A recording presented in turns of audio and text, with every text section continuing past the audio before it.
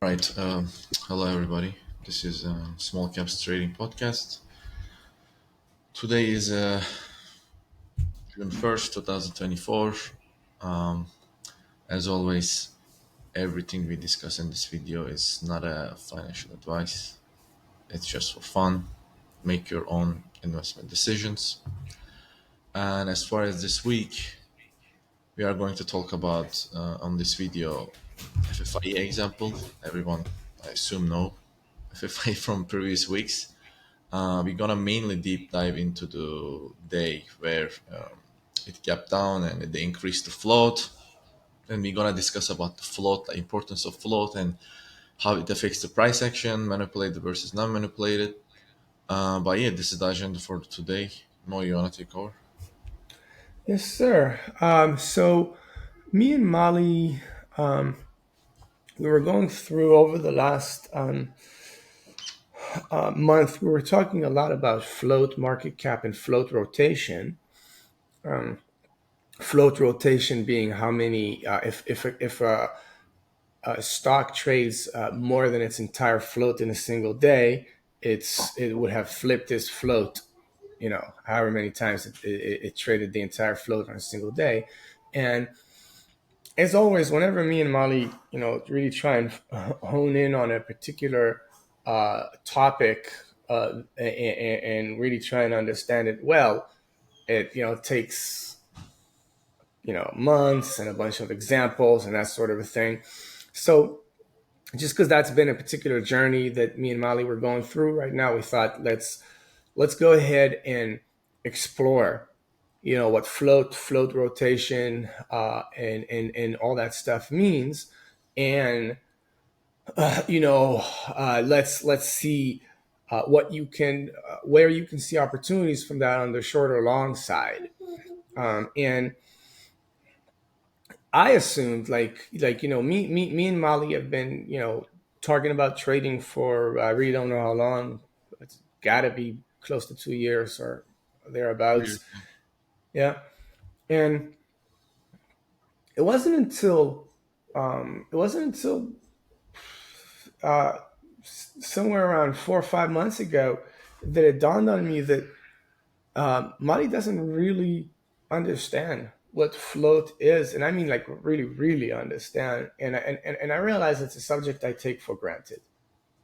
That I just but it's there's more to it, right? So off the bat, what I'm sure what everybody knows is that the smaller the float, the easier it is to push this around. Um, and the larger the float, the harder it is to push a stock higher by just buying it, um, and and vice versa. But there's a lot of things to know. First of all, the categories, right? So you have the categories of floats are, in my opinion, sub 1 million has its own thing going. Sub 2 million, between 1 and 2 million, has its own thing going.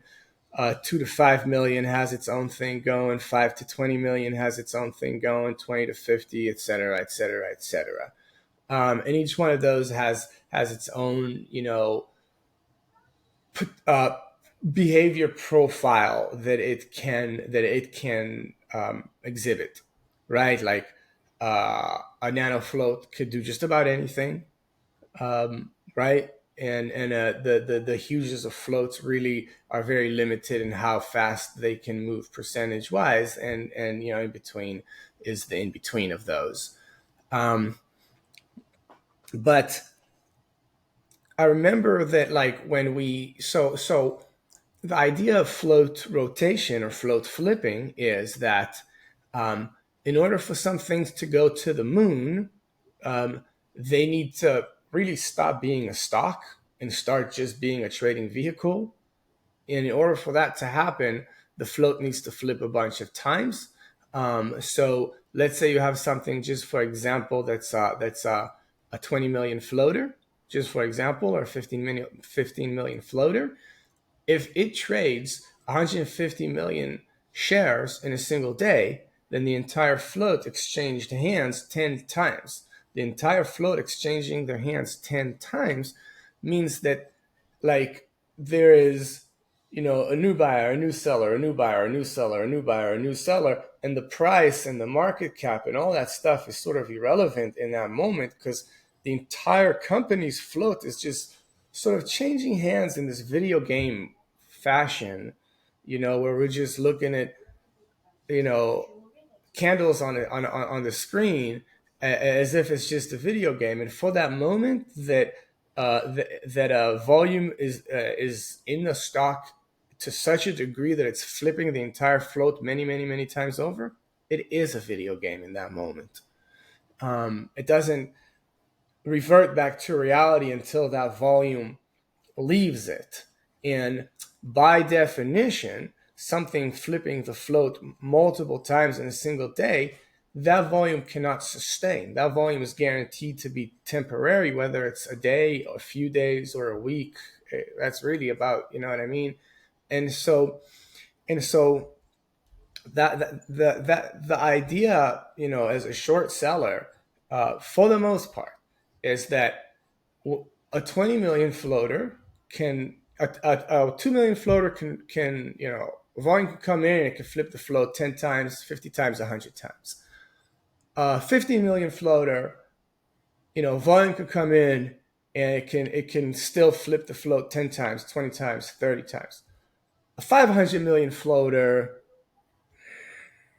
it's hard for volume to come in and flip the float 10 times or something like that. Now, it's important for me at this moment to point out that I am talking about equities only. Most of this crazy momentum happens in the types of equities that don't tend to have options, right? Because a lot of the trash is just not optionable. Sometimes you find this kind of, ape style, or retail style momentum and excitement happens in stocks that do have options. And, obviously GameStop and AMC comes to mind, but not only FFIE also has options. And there are other momentum stocks that have options. With them, other things come into play, like that's where we start talking about, gamma and option stuff. And there's a time and place to talk about that as well. But for the most part, today I'm really focusing on really just equity driven stuff. And most of the moon shots in small caps are equities only. They're not optionable. And in those, when you find yourself with a 500 million floater, what's like, in order for it to have a moonshot, it's got to flip the float. And how many times can a 500 million flip the float, right? And so that's sort of a general primer and to the discussion today. And like I said, I thought that this was, you never know once you know something for many years, it just becomes, obvious to you. And I didn't realize that that the significance of the float wasn't fully understood by, say, either Mali or the average, the intermediate trader. And so and the way that it dawned on me with Mali at the time was when he said, we were talking about floats, and it was like a 5 million floater or something, and he had asked me, well, I was talking about how I'm approaching the stock because it's a 5 million floater, and Mali asked me, well, what would be the difference, if this wasn't a 5 million floater, if this was a 50 million floater? And I said, whoa, hey, that's like, if that's your example, like to go from 5 to 50, I'd go from 5 to 20, and I treat it differently. You know what I mean? Like, so it tells me that the finer nuances are really not there, but they need to be, because it matters most of the time. So that being said, FFIE started out as a 40 million floater, right? When we were let me put my pointer in the right place. There we go. So when we were sort of trading, FFIE into here, it was a 40 million floater. And then the a 10K came out on, I think it was this That day right day. here Yeah. at the after hours over here. Yeah. 10K came out and said as of May 17, they were like 43 million float, I think it might have been, and then over here they come out with a 10K and they say as of May 17 we have like 440 million in the float. This is May 17, right? So then the to go from 40 something million to 400 million float is, you don't see that kind of dilution very often. I saw it. I think it might have been TRKA last year did something like that. Don't hold me to it, but like it's not a lot of example when you see somebody like a company dilute that much. Um, and so like so when the PR came out over here, that this was a 500 million, almost a 440 million floater. I think myself and many other shorts, we're like, okay, this is backside on the daily now, and it's and we can have a conversation. It's very, very curious to know when this went from a 40 million to a 400 million floater. That is to say, did it occur you know over gradually over these few days, which is most likely, almost definitely how it happened, or was it before that, or was it all on one day? There's reason to dwell on that question, but we're not going to. We're just going to go ahead and say that, and again, almost every single time in those situations, it tends to be gradually throughout here. And really, they end up like when you, on the instances where you do end up being able to find out exactly when and where, you end up like, you'll look at a chart like this and you'll end up finding out that it was like here, you know, Am I even? Yeah. Yeah. So Yeah. Sure. yeah. You'll find out that it's here, and you'll be like, man, they really didn't do as good of a job as they could have. That's almost always the case, but it's not important. What's important is that this was a 40 million floater. Now it's a 440 million floater, and it came from, what did it, like 4 cents? Did it come from four Yeah. cents? It was sub five. Yeah. And you're here at the $1.20, and you're on the backside on the daily, the thing just 10x float wise, and you're still, if it came from 4 cents, then you're still at 30x the price where it came from, which is just absolute lunacy. But what happens is that short sellers that really only know mostly how to play day one gappers, or at most perhaps the first red day, um, like it's hard to find opportunity in weakness, especially for those of us that are so used to trading the small floats, because we're conditioned not to hit weakness, because weakness is a trap in the nano floats. And so you'll look at something like this, and or and you might not be sure what to do with it. And whereas me and a bunch of other people, like we got up at 4 a.m. here, and hit it at, yeah, it's about where we hit it in pre-market. Like we got 90s on it, and um, you know, and not only did I and folks like me wake up at 4 a.m. and hit it pre-market here, but really we viewed every ramp ever since then as an opportunity, and risk reward seems worse and worse to those that don't really focus on the things that I focus on. Whereas for me, I've been here before. Like I've been here before with FFIE specifically, right? And I think this will, bring it Might home. be in 2022 because it, It was in it's 2022. interesting. FFIE was the when I met with you first. You were trading FFIE in 2022. That's how I remember. It was Uh, this. It's exactly this. Let me see. It's Yeah, yeah, that, yeah. so yeah. So So I mean, this is obviously been reverse split to Respect. death, right? But I don't remember, the prices that this was, but it was like, like I mean, this seems to be, from 500 to 1900 ish.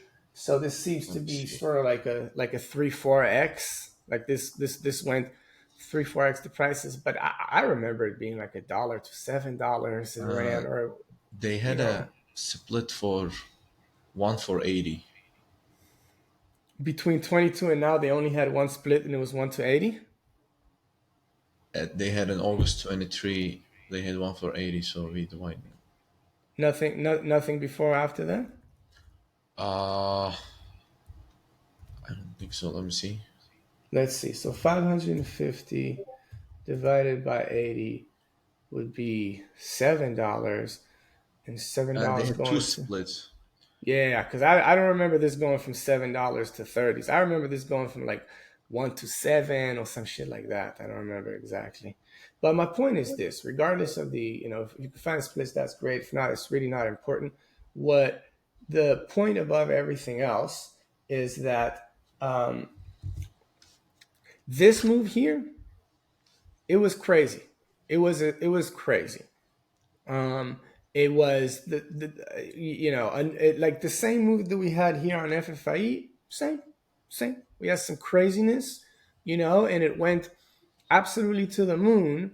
And as it went to the moon, it crashed. As it went to the moon, the company came out and did what this company does, which is milk the retail with dilution and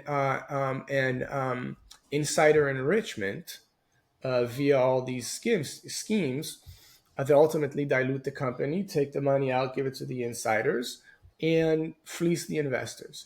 And it gave all of the move back, but not just all of the move back all the way to maybe this was $1 or whatever, but you know, like it went below where it started, Yeah. and below and below and below, and it reverse split and went lower and lower. You know what I mean? And so all of that to say that when we're here, right? And and when we're here and we're looking at something that it came from 4 cents, and and it's still at a dollar or 70 cents or wherever it is. If it's over 10 cents, to me, it's a short at this point, is really what I'm trying to say. Because not only can this go back to 4 cents where it came from, it could go back to 90% below 4 cents once they reverse split again. Go 99% lower than 4 cents. And that's what people don't understand about reverse splits and why it's so bad. And why, and if you can understand that in conjunction with taking a 40 million to a 400 million float, then you might really start to appreciate why, like, I was so hesitant to put on risk over here, um, and why I'm so comfortable putting risk over here, because it's over. Bulls lost. And if we're talking about if it was 20 million floater, and the volume is still big on it, then I'd be like, cool. But it's a 500 million floater, and for shit to moon, it needs to rotate the float intraday. Within this single day, it needs to flip the float, again and again and again and again. And on a 500 million floater, how are you going to do that? So that's the primer for this whole discussion about FFIE. We could talk about particular trades. We could talk about whatever you want to talk about, but that's the primer. That's the So introduction. let me ask this. Let's see. I see a setup, right? There are a lot of setups intraday. If we just talk pure price action perspective, you saying, or that's what I understand. If I see a setup, something that I like, just because it is 500 million floater and not a 2 million floater, I can rely on that specific setup more than usual because the floor is huge. This is very low chance of going back to the wherever I'm risking. Great question. And it's important that I the answer to that is not on its own. No, because for example, Peggy um, Peggy was doing, at the end of the day, sort of the answer to the question is yeah, you're right. But like when Peggy was doing this over here, right? It was doing it. It was I was like, you know what? It's a big float. This is the one that like I should have hit it. I should have used the perception that what you just said, that perspective right over here. And I was aware of this. I was looking at this. I know what the float on Peggy is. It's big. I know, it fits the box. And I looked at it and I said to myself, you know what? No, I don't want to do this here because it had way too much attention on it alone over there on that day, versus like it's not just it's like okay, think about the day after at GameStop when we were trading plug, right? Because it was a big float and a big market cap. The reason why a big float, big market cap is an opportunity is when it goes a lot, it goes to a high price fast, but it's really, really helpful that there are other things at play. It can't just be that. Of course, it has to go there, for like retail or short squeeze reasons. So those are temporary reasons. So once they're done, it goes back down if you're trying to short it. But that's on its own, it's not enough. You want to see that there are other things at play that are related to this that are, some traders will be trading this, some traders will be trading that, right? So other sympathies together. And the reason why that is because if there's only one thing running and it's a big float, yeah, likelihood is it can't go do too much. But if it's the only thing going, then all the attention is on it, and then you just it could go further than you think. It might not go to the moon, but it can still go further than you think. And so if you have a large cap, a large float, large market cap, was kind of trading like a small cap, while or a small or a medium, like a non-small float, trading like a small float, they could still be a small cap. But while if it's doing that while sort of sympathies to that or things in the similar theme are going, then I'll look at that large float and I'll be like, what are you going to do with, like, you can't flip that float. There's other things that are in the same theme that other people are going with. In order for this large float to go, this really needs to be the absolute focus.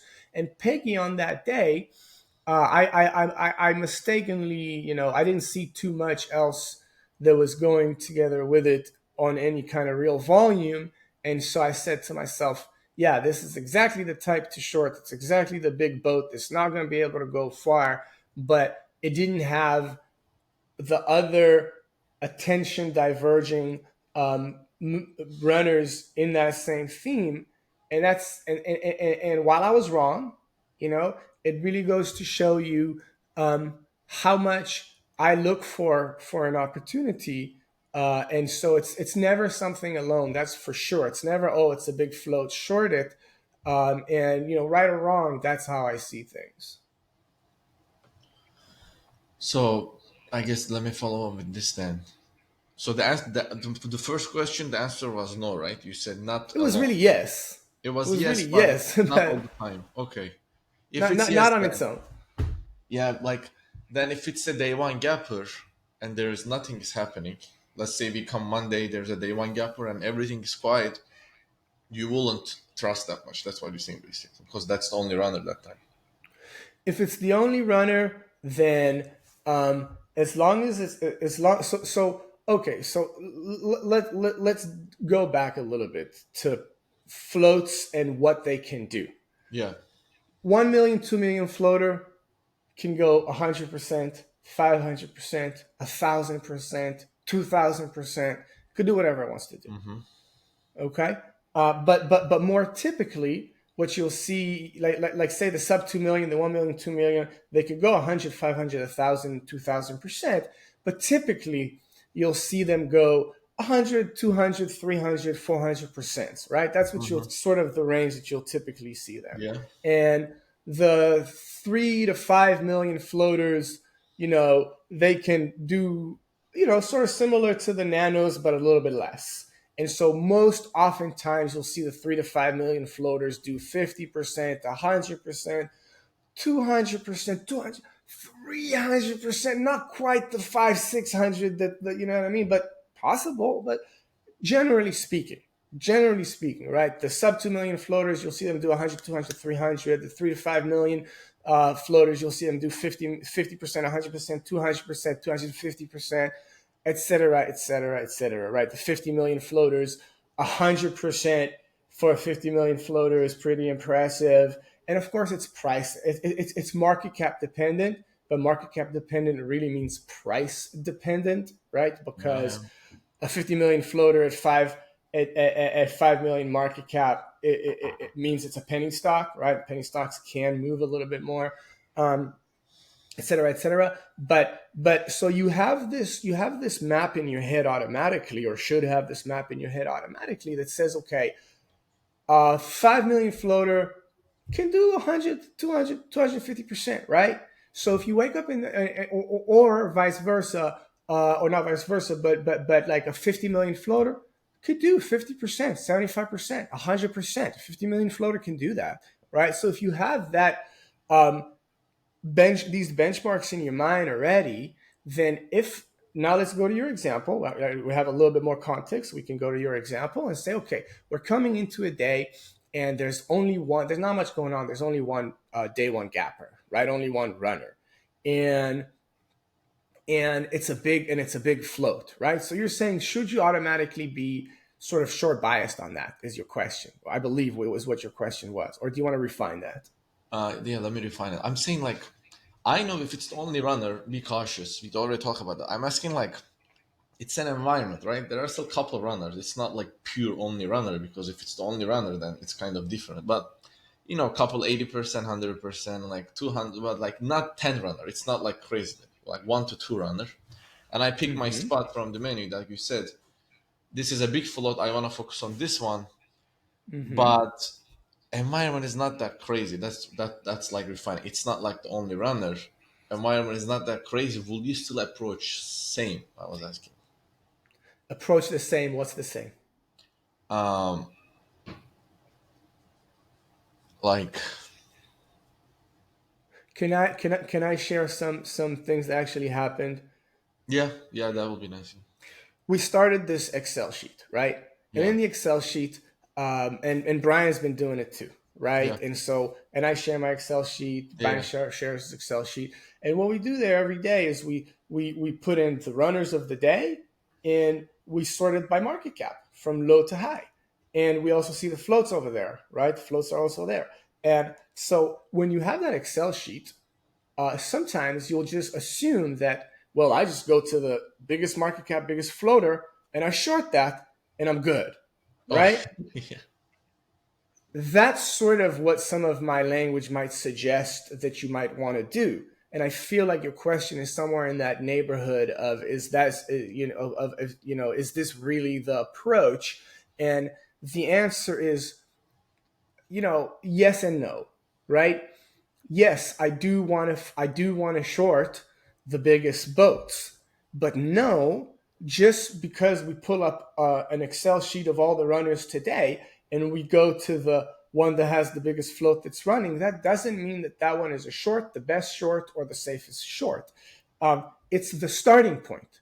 It's the starting point from which you start to look at the situation, what you're hoping to see.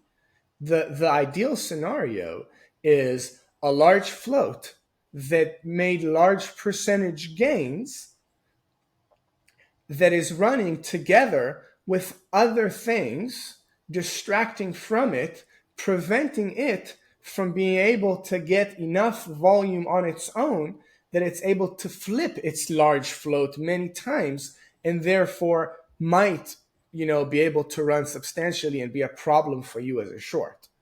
That's it. So if you come in And so if you come in and there's a large float and it's the only thing going, look, we got to dig a little deeper. But generally that's not ideal.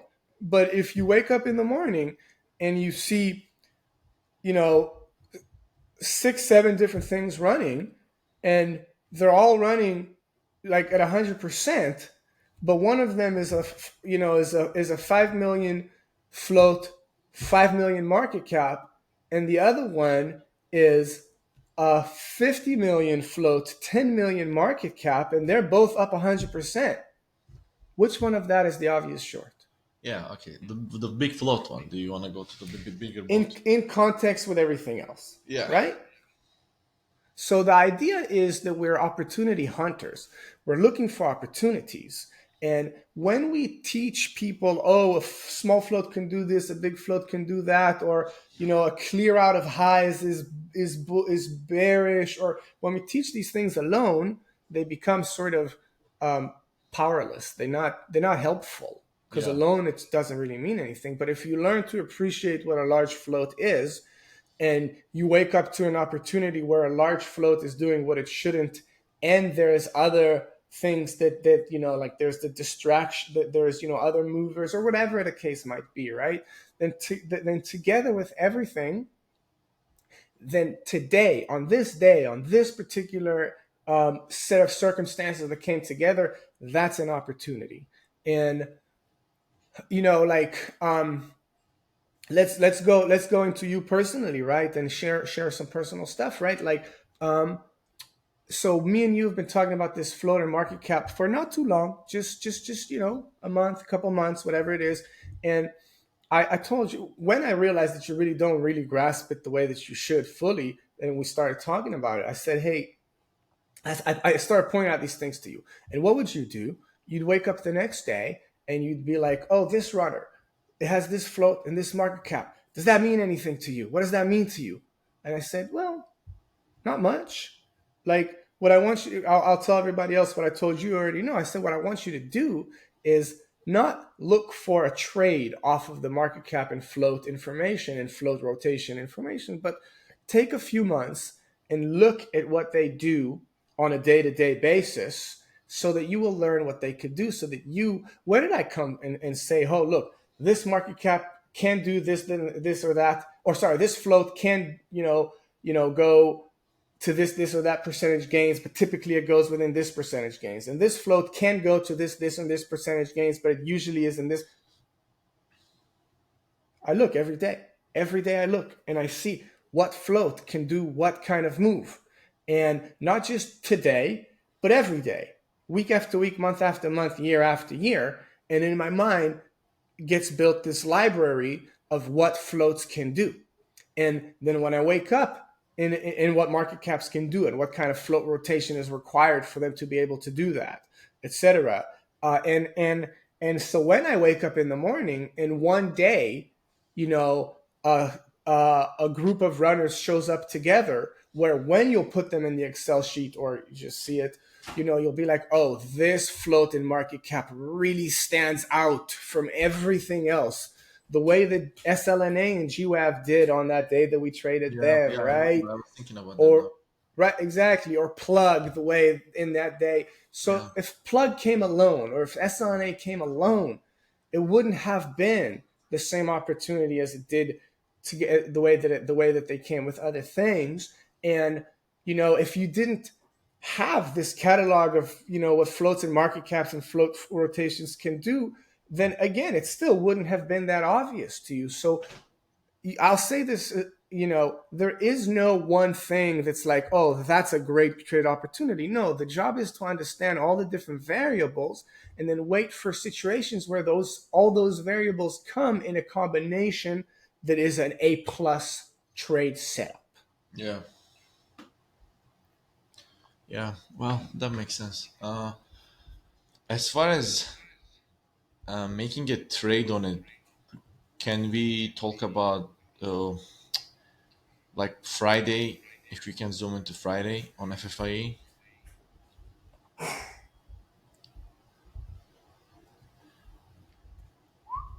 I think you traded this almost. every day last Most couple of definitely. days. This is the Yes. most recent one. That's why, I mean, you probably remember. Like Yeah, this I is. remember all trades from here forward. I remember all trades. Oh, then if you Yes. remember, can we go to the first gap down day? Yeah.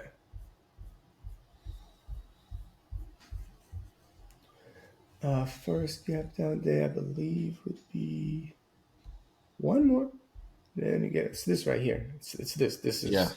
This is the trade. But let's back it up. There it is.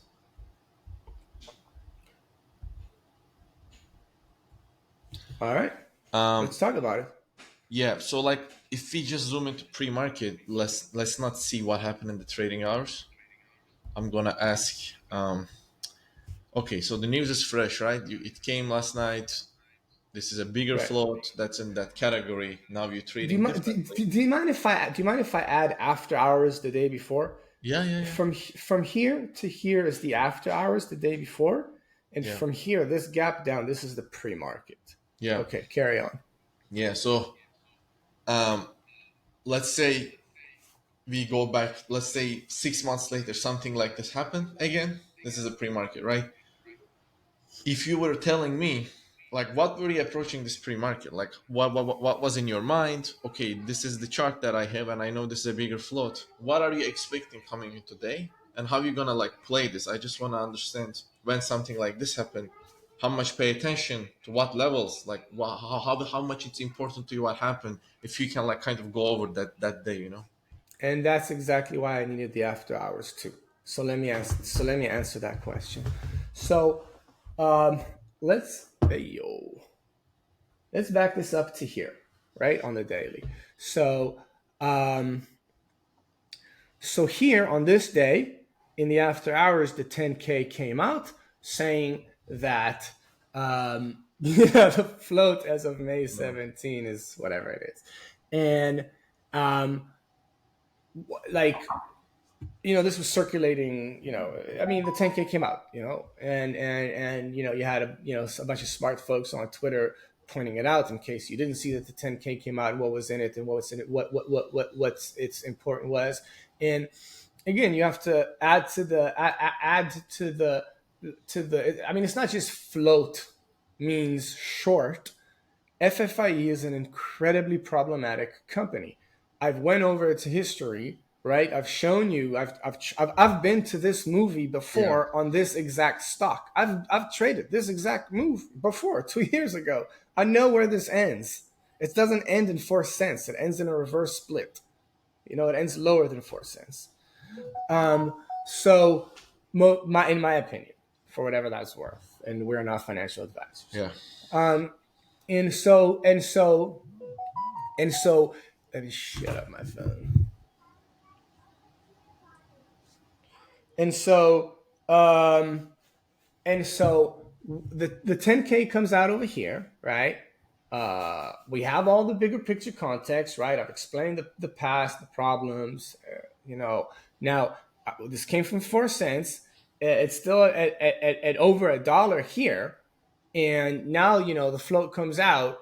Like, one thing, two things pop up in my mind when I see that 10K and I see that float. Well, three things come up. First of all, I know we're backside on the daily, right? So then two things come up to me.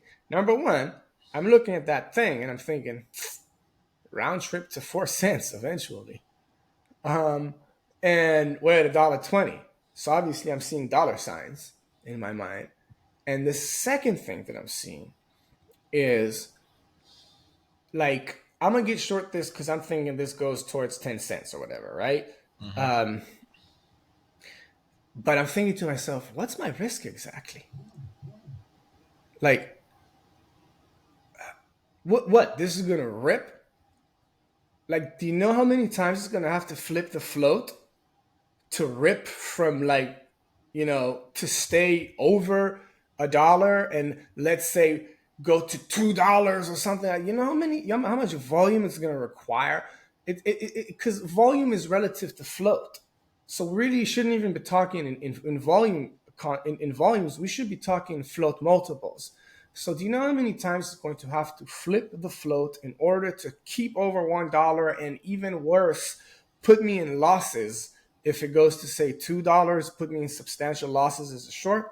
It'll have to flip the float a multiple amount of times.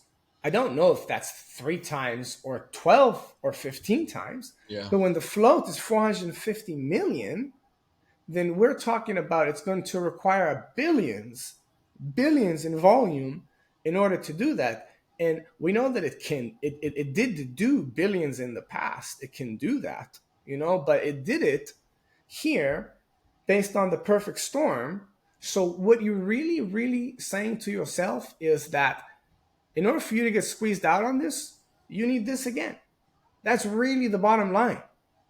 And so this becomes an incredibly binary bet where we, like, whoever is long and whoever is short is betting that this will or won't happen again. Is that clear? Yeah. Okay. So that's the mindset. And with that mindset, let's go into the action. So I'm looking at these action here, and I want to get short, but I'm not. I just, fuck it. Let me wait for tomorrow, right? Yeah. And so, sort of, as the 10K comes out, right? Let's. I'm gonna do it like this for you, right? So this is where the 10K comes out, and you can sort of see the reaction, right? You see sort of it went from trading like, cent, like split cents, like this is not moving, right? Yeah. It went to sort of a bit of a violent move. It went from like, a buck 20 to like 90 cents. That's Yeah. substantial. And then it picked back up, right? It picked back up from the 80s, and not only did it pick back up, but it picked straight over the dollar, right? And the dollar is a substantial mark. Yeah. And so I'm looking at that and I'm saying, man, I know what I want, but I'm waiting for something. Yeah. And Yeah.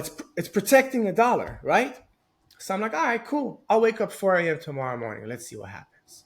And what happened 4 a.m.?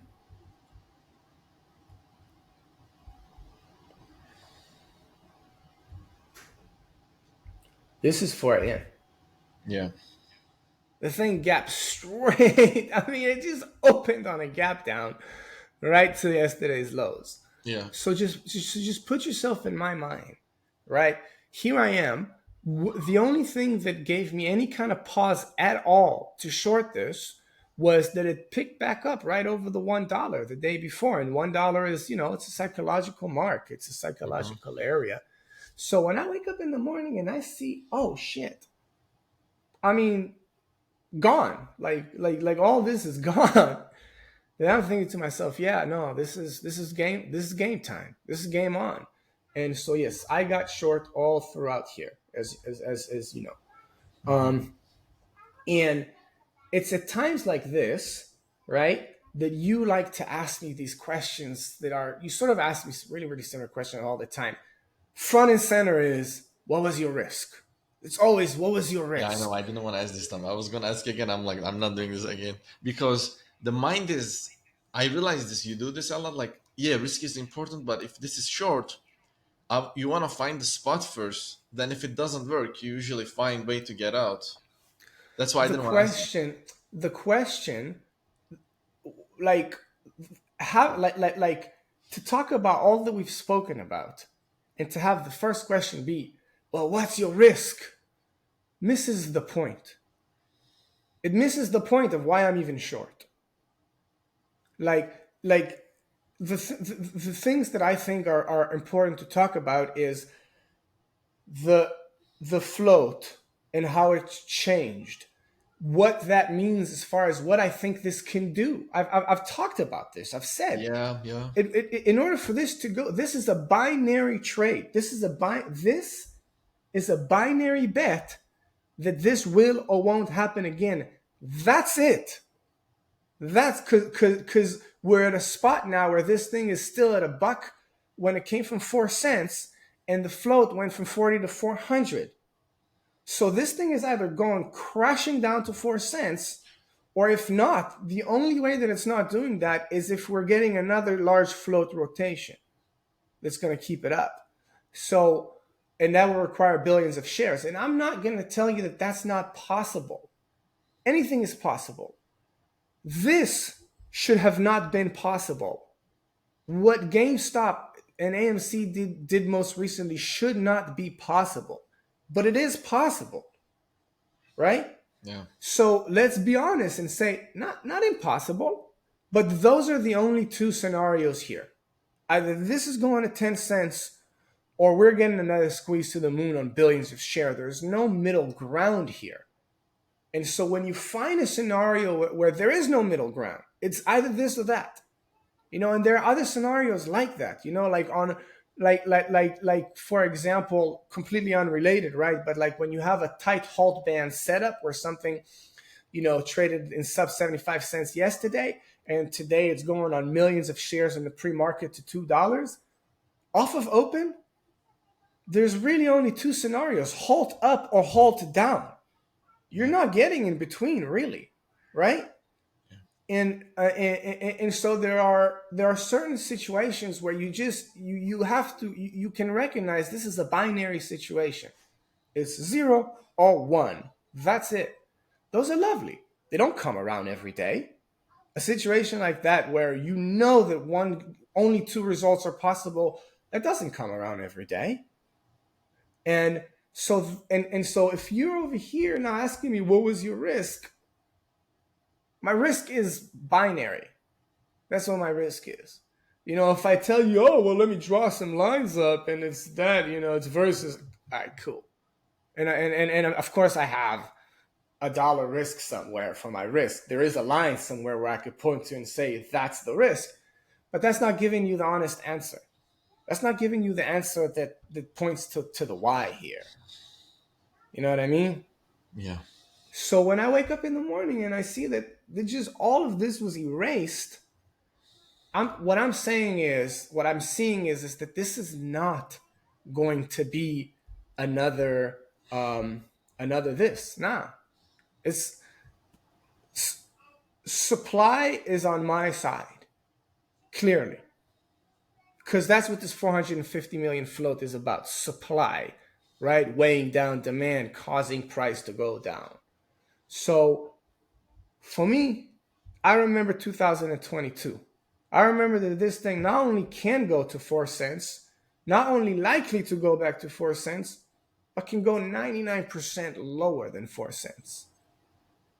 And so for me, it's a binary situation. And so I come in and I trade it, and I don't have a single cover in pre-market, right? Even though I shorted it here, no covers in pre-market, because I know what I'm going for. And in any case, it wasn't necessarily an easy trade.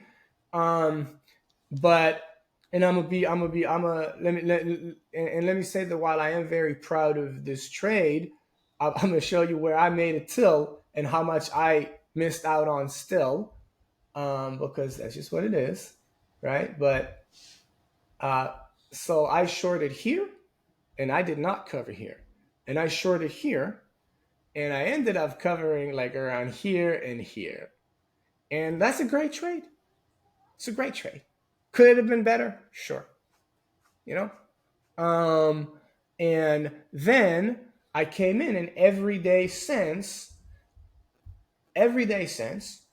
right? So we're talking about this trade from here to here, right? And then I missed all this. But everyday cents, every time that it gave opportunities, I was there, right? I was there on this day. I was all over here on Friday, right? And you can see that the range is tightening and tightening, right? But as the rate, but still, every day, this is what me and people in the industry, in the day trading industry, might call a cash cow or a profit center. A profit center or a cash cow is something that they know that you come into it every day and hit it, and you'll get, maybe one day you'll get this, maybe one day you'll get this, maybe one day you'll just get this, but you know what the trade is every day. And then Brian asked me a question in Discord that Brian, sorry, I didn't get around to answering it, but he asked me if I'm just day trading this or if I'm keeping a core for a swing every day. And I love that question. There are times where I would keep a core every day for a swing. It's what I should be doing here on FFIE. For whatever reason, I'm not. I'm just day trading it. Hmm.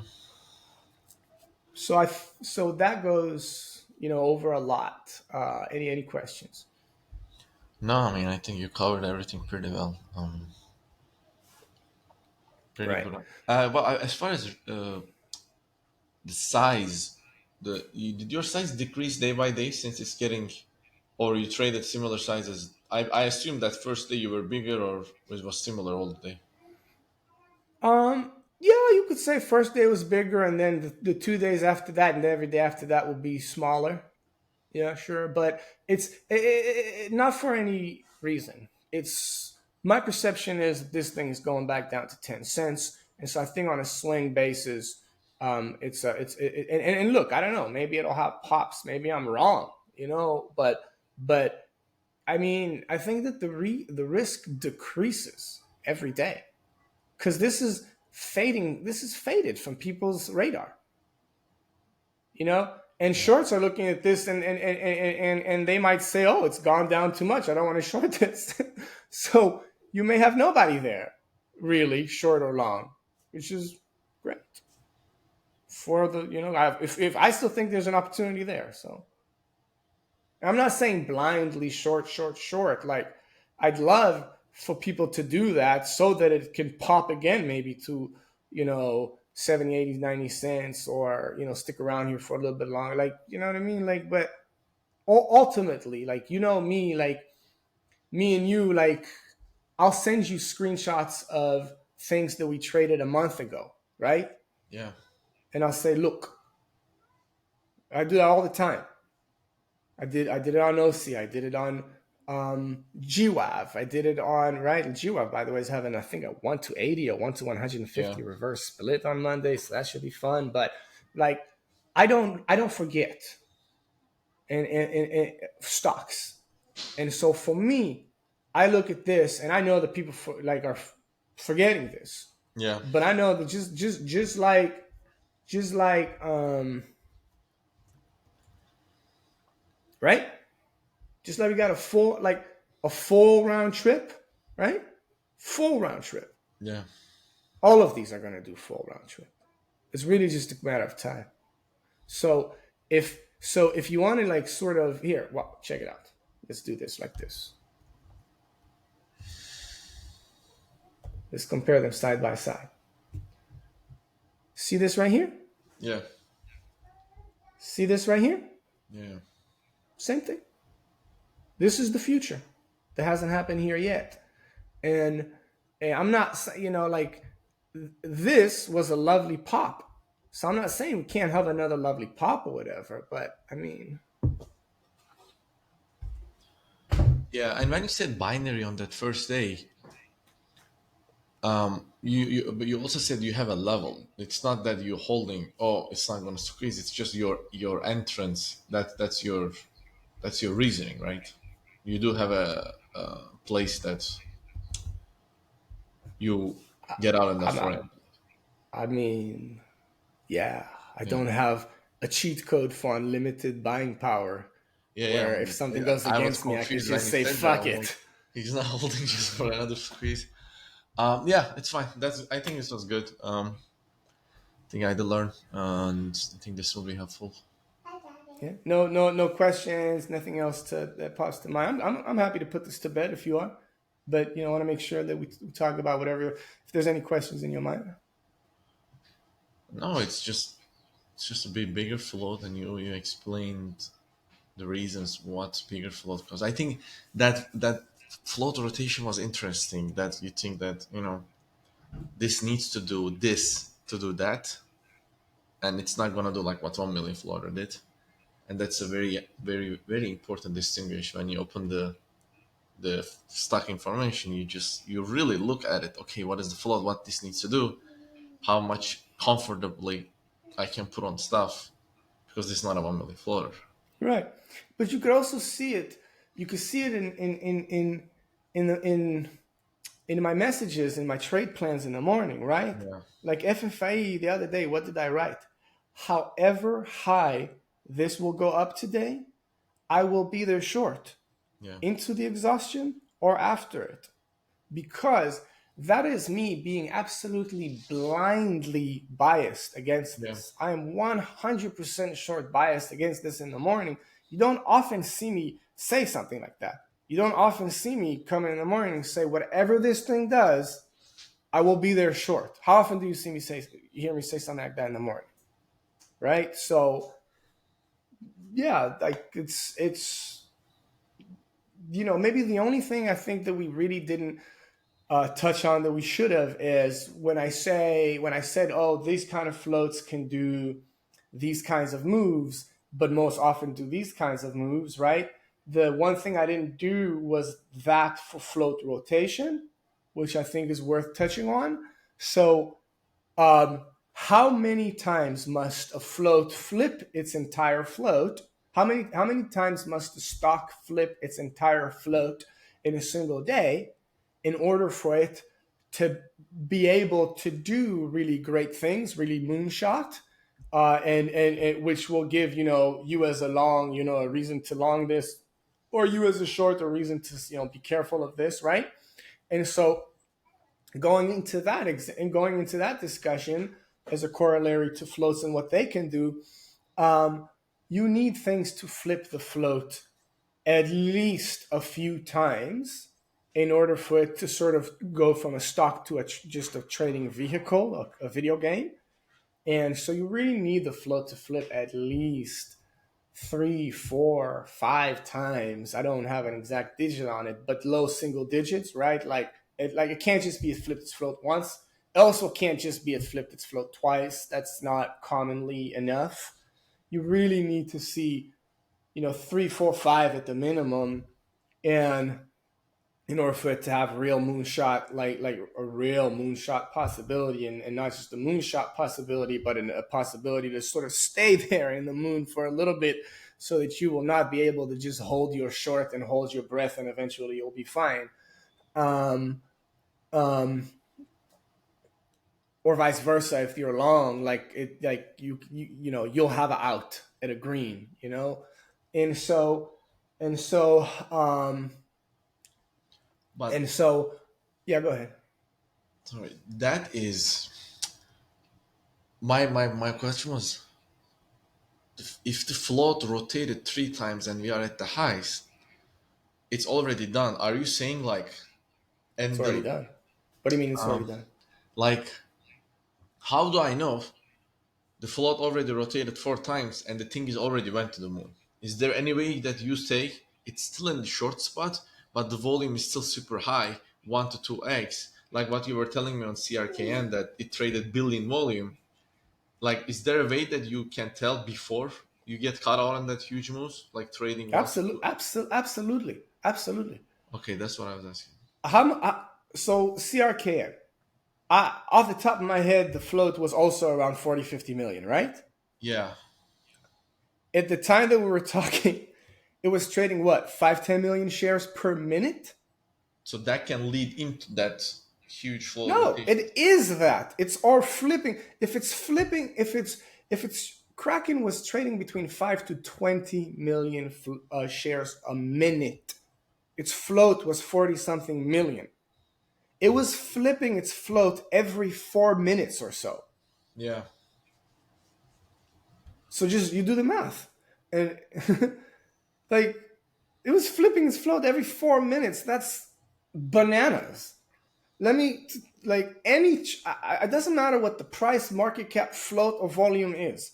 If a stock is flipping its entire float every 5 minutes, every 4 minutes, every 6 minutes, every 10 minutes, every 15 minutes, every 20 minutes, every 30 minutes, if it's flipping its entire float every hour, that is, you need to step back and run some math and see where this is in its move, because it's doing something. yeah, If it's flipping its entire float every 4 minutes, bro, it's gonna flip the float a ton of times today, right? So and flipping float doesn't mean it's bullish or bearish on its own. It means that it could do anything. And now you have to put more variables so that it will inform you on whether you think there is a trade here and if that trade is long or short, if there is a trade here. And things that you can add to context is, what time of day is this? Are we right at the open? Are we a couple minutes away from close? Are we in the middle of the day? Where is this versus high of day? Are we on the right top Yeah. side of the chart where it's making new highs? Are we below a look, inventory from before where it's below? Like, there's all these questions, right? Yeah. But the thing that I didn't touch on was that when I said, look, these floats can do these things, but normally do these things, I thought it was also important to do that with the float rotation and say that, look, you need 3 to 5 times the float at least in intraday in order for this to turn from a stock to a trading vehicle. And it could be higher than that. And so your question, I feel, really was like, when do you know? Because Yeah. at the end of the day, you can divide the volume to the float and say, look, it flipped its float 20 times. Yeah. I should have known. But you don't know that at the end of the day. Yeah. But, or in the middle of the day, you don't know that. But you do, because you just, you know what I mean? Like, oh shit, I realized I connected the charger to the wall, not the computer, not the laptop. So, no, you don't know what the ending volume is going to be, but like you could see at 10 a.m. how much volume it already did and how many Yeah. times does that correlate to the float and what they're doing per minute volume right now. And you'll have an idea. Yeah. Perfect. Yeah, that makes sense. All right. All right. No, it was good. So, yeah. It All was right. really good. We have in our 1 hour mark anyway. All right. So this was it this week, and we have our email. We have our Discord group. It's free if you guys want to join. We talk about our trades there in the mornings too. Yeah. All right. Everybody have a great weekend.